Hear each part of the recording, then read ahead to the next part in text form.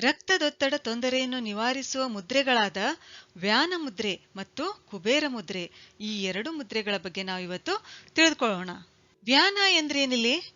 ಪ್ರಾಣವಾಯುಗೆ ತನ್ನ ಕಾರ್ಯನಿರ್ವಹಿಸುವ ಕ್ಷೇತ್ರದಿಂದ ಬೇರೆ ಬೇರೆ ಹೆಸರು ಕೊಡಲಾಗಿದೆ. ನಮ್ಮ ದೇಹದಲ್ಲಿರುವ 5 ಪ್ರಾಣವಾಯುಗಳಲ್ಲಿ ವ್ಯಾನವಾಯು ಕೂಡ ಒಂದು. ನಮ್ಮ ದೇಹದಲ್ಲಿ ಹರಿಯುತ್ತಿರುವ ಎಲ್ಲಾ ಪ್ರಾಣವಾಯುಗಳನ್ನು ವ್ಯಾನವಾಯು ನಿಯಂತ್ರಣ ಮತ್ತು ರೆಗ್ಯುಲೇಟ್ ಮಾಡುತ್ತಾ ಹೋಗುತ್ತದೆ. ಈ ವಾಯು ಇಡೀ ಶರೀರದಲ್ಲಿ ಓಡಾಡುತ್ತಾ ಪೋಷಕ ದ್ರವ್ಯಗಳನ್ನು ತಲುಪಿಸುತ್ತದೆ. ಅಂದರೆ ಇದರ ಸ್ಥಾನ ಇಡೀ ಶರೀರದಲ್ಲಿ ವ್ಯಾಪಿಸಿದೆ ಎಂದರ್ಥ. ವ್ಯಾನವಾಯು ಶರೀರದಲ್ಲಿ ಅಂಗಾಂಗಗಳಿಗೆ ರಕ್ತ ಪೂರೈಕೆ ಮಾಡುತ್ತಾ ಆಯಾ ಅಂಗಗಳ ನಿಯೋಜಿತ ಕಾರ್ಯವನ್ನು ನಡೆಸುತ್ತದೆ. ಚಿಂತೆ, ಶ್ರಮ, ನಿದ್ರಾಹೀನತೆ, ಅಸಹಜ ಆಹಾರ ಇವುಗಳಿಂದ ವ್ಯಾನವಾಯುವಿನ ಓಡಾಟದಲ್ಲಿ ತೊಂದರೆ ಉಂಟಾಗಿ ನಮಗೆ ರಕ್ತದೊತ್ತಡ ಕಾಯಿಲೆ ಬರುತ್ತದೆ. ಈ ಮುದ್ರೆ ಮಾಡೋದ್ರಿಂದ ರಕ್ತ ಪರಿಚಲನೆ ಸುಗಮವಾಗುತ್ತದೆ. ಅಂದ್ರೆ ರಕ್ತದೊತ್ತಡ ಹೆಚ್ಚಿದ್ದರೂ ಕಡಿಮೆ ಮಾಡಿ, ಕಡಿಮೆ ಇದ್ದರೂ ಜಾಸ್ತಿ ಮಾಡಿ ಸಮತ್ವವನ್ನು ಕಾಯುತ್ತದೆ.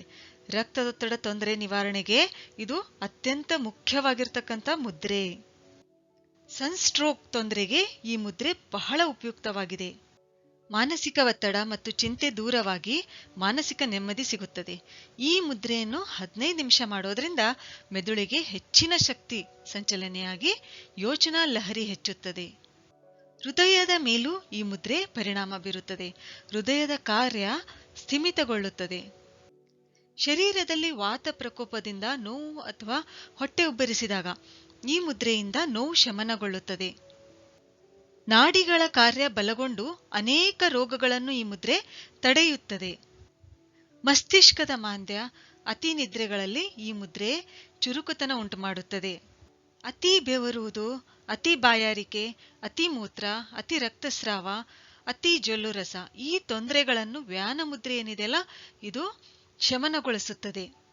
ನಿದ್ರೆ ಕಡಿಮೆಯಾದಾಗ, ತುಂಬಾ ಶ್ರಮವಾದಾಗ, ಅತಿ ಚಿಂತೆ ಆವರಿಸಿದಾಗ ವ್ಯಾನ ಮುದ್ರೆಯು 10 ನಿಮಿಷಗಳಿಂದ 15 ನಿಮಿಷಗಳವರೆಗೆ ಮಾಡುತ್ತಿದ್ರೆ ನಮಗೆ ರಕ್ತದೊತ್ತಡ ಬರುವುದಿಲ್ಲ.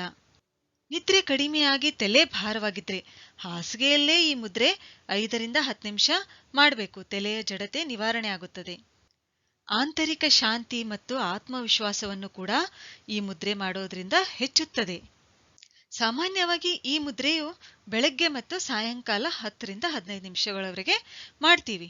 ಆದರೆ ಹೆಚ್ಚು ರಕ್ತದೊತ್ತಡ ಇದ್ದಾಗ ಈ ಮುದ್ರೆಯನ್ನು 30 ರಿಂದ 45 ನಿಮಿಷಗಳವರೆಗೆ ಮಾಡಬೇಕಾಗುತ್ತದೆ. ಅದು ಬೆಳಗ್ಗೆ ಮತ್ತು ಸಾಯಂಕಾಲ ಅಥವಾ ಮಧ್ಯಾಹ್ನ 3 ಸಮಯ ಮಾಡಿದ್ರೂ ಕೂಡ ಈ ಮುದ್ರೆಯನ್ನು ನಾವು ಮಾಡಬಹುದು. ನಂತರ ಕೂಡಲೇ ಈ ಮುದ್ರೆ ಮಾಡಿದ ತಕ್ಷಣ ಹೆಚ್ಚು ರಕ್ತದೊತ್ತಡ ಇದ್ದಾಗ, ಯಾವಾಗಿದು ಚಿಕಿತ್ಸಾ ಮುದ್ರೆ ನಾವು ಮಾಡಬೇಕಾಗಿ ಬರುತ್ತಲ್ಲ, ಆವಾಗ ಏನ್ ಮಾಡ್ಬೇಕು ನಾವು? ವ್ಯಾನ ಮುದ್ರೆ ಮಾಡಿದ ತಕ್ಷಣನೇ ನಾವೇನ್ ಮಾಡ್ಬೇಕು? 30 ರಿಂದ 45 ನಿಮಿಷ ವ್ಯಾನ ಮುದ್ರೆ ಮಾಡಿದ ತಕ್ಷಣ 10 ರಿಂದ 15 ನಿಮಿಷ ಪ್ರಾಣ ಮುದ್ರೆಯನ್ನು ಮಾಡಬೇಕು. ಅಂದ್ರೆ ಇದರ ಎಫೆಕ್ಟ್ ಬಹಳ ಬೇಗ ಸಿಗುತ್ತದೆ. ಮತ್ತು ಈ ಮುದ್ರೆಯನ್ನು ಬೇರೆ ಯಾವುದೇ ಮುದ್ರೆಗಳ ಜೊತೆ ದಿನನಿತ್ಯ ನಾವು ಮಾಡಬಹುದು. ಮತ್ತು ಮುದ್ರೆಗಳನ್ನು ಯಾವಾಗ್ಲೂ 2 ಕೈಗಳಿಂದ ಮಾಡ್ಬೇಕು. ಹಾಗಾದ್ರೆ ಈ ಮುದ್ರೆ ಹೇಗ್ ಮಾಡ್ಬೇಕು ಅನ್ನೋದನ್ನ ನೋಡೋಣ. ಹೆಬ್ಬೆರಳಿನ ತುದಿಯೊಂದಿಗೆ ತೋರ್ಬೆರಳು ಮತ್ತು ಮಧ್ಯದ ಬೆರಳಿನ ತುದಿಗಳನ್ನು ಸ್ಪರ್ಶಿಸಿ ಕಿರು ಬೆರಳು ಮತ್ತು ಉಂಗುರು ಬೆರಳು ನೇರವಾಗಿರಬೇಕು.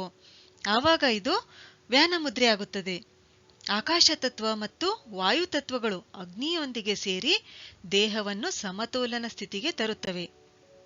ವ್ಯಾನ ಮುದ್ರೆ ಮಾಡಿ ಕಿರು ಬೆರಳ ತುದಿ ಮತ್ತು ಉಂಗುರ ಬೆರಳ ತುದಿಯನ್ನು ಹಸ್ತದ ಮಧ್ಯಭಾಗದಲ್ಲಿಡಬೇಕು. ಇಲ್ಲಿ ಒಂದು ಸ್ವಲ್ಪ ಈ 2 ಬೆರಳುಗಳಿಂದ ಪ್ರೆಷರ್ ಹಾಕಬೇಕು. ಹೀಗೆ ಮಾಡಿ ಏನಾಗುತ್ತೆ? ಇದು ಕುಬೇರ ಮುದ್ರೆ ಆಗುತ್ತದೆ. ಇದರಿಂದ ಕೂಡ ರಕ್ತದ ಒತ್ತಡ ಸರಿ ಹೊಂದುತ್ತದೆ. ವ್ಯಾನ ಮುದ್ರೆ ಮಾಡೋದ್ರಿಂದ ಸಿಗುವ ಎಲ್ಲಾ ಲಾಭಗಳ ಜೊತೆಗೆ ಇಲ್ಲಿ ಉಂಗುರ ಬೆರಳು ಮತ್ತು ಕಿರು ಬೆರಳು ಹಸ್ತದ ಮಧ್ಯಭಾಗದಲ್ಲಿರುವ ಮಣಿಪುರ ಚಕ್ರ ಮತ್ತು ಎಡ್ರಿನಲ್ ಗ್ರಂಥಿ, ಮೂತ್ರಾಶಯ, ಸಣ್ಣ ಕರುಳು ಇವುಗಳ ಒತ್ತಡ ಬಿಂದು ಏನಿರುತ್ತೆ ಅಲ್ಲ ನಮ್ಮ ಹಸ್ತದಲ್ಲಿ, ಅವುಗಳ ಮೇಲೆ ಒತ್ತಡ ಬೀಳೋದ್ರಿಂದ ಇಲ್ಲಿ ಪಚನ ಕ್ರಿಯೆ ಏನಾಗುತ್ತೆ? ಇಲ್ಲಿ ಸರಿ ಹೊಂದುತ್ತದೆ. ಈ ಮುದ್ರೆಯಿಂದ ನಮ್ಮ ಮಾನಸಿಕ ಸ್ಥೈರ್ಯ, ವಿಚಾರದಲ್ಲಿ ಸ್ಪಷ್ಟತೆ, ಸರಿಯಾದ ನಿರ್ಣಯ ತೆಗೆದುಕೊಳ್ತಕ್ಕಂಥ ಸಾಮರ್ಥ್ಯ ಇವೆಲ್ಲ ಹೆಚ್ಚೋದ್ರಿಂದ ನಮ್ಮ ಎಲ್ಲಾ ಯೋಜನೆಗಳಲ್ಲಿ ನಮಗೆ ಸಕ್ಸಸ್ ಸಿಗುತ್ತದೆ. ನಾವು ಯಶಸ್ಸು ಕಾಣ್ತೀವಿ. ಆದ್ರಿಂದಲೇ ಕುಬೇರ ಮುದ್ರೆ ಏನಂತಂದ್ರೆ ತುಂಬಾನೇ ಇಂಪಾರ್ಟೆಂಟ್ ಆಗಿರ್ತಕ್ಕಂಥ ಮುದ್ರೆ ಅಂತ ಹೇಳ್ತಾರೆ. ನಾವು ಯಾವುದೇ ಹೊಸ ವಾಹನ ಖರೀದಿ ಮಾಡೋದಕ್ಕೆ ಹೋಗೋದಕ್ಕಾಗ್ಲಿ ಅಥವಾ ಹೊಸ ಯೋಜನೆ ರೂಪಿಸೋದಕ್ಕಾಗ್ಲಿ ಮೊದಲು 1-2-3 ನಿಮಿಷ ಕುಬೇರ ಮುದ್ರೆ ಮಾಡಿದ್ರೆ ನಾವು ಸರಿಯಾಗಿ ನಿರ್ಣಯ ತೆಗೆದುಕೊಳ್ಳೋದಕ್ಕಾಗುತ್ತೆ ಅಂತ ಹೇಳ್ತಾರೆ. ಇಷ್ಟೊಂದು ಉಪಯೋಗ ಈ ಕುಬೇರ ಮುದ್ರೆ ಹೊಂದಿದೆ.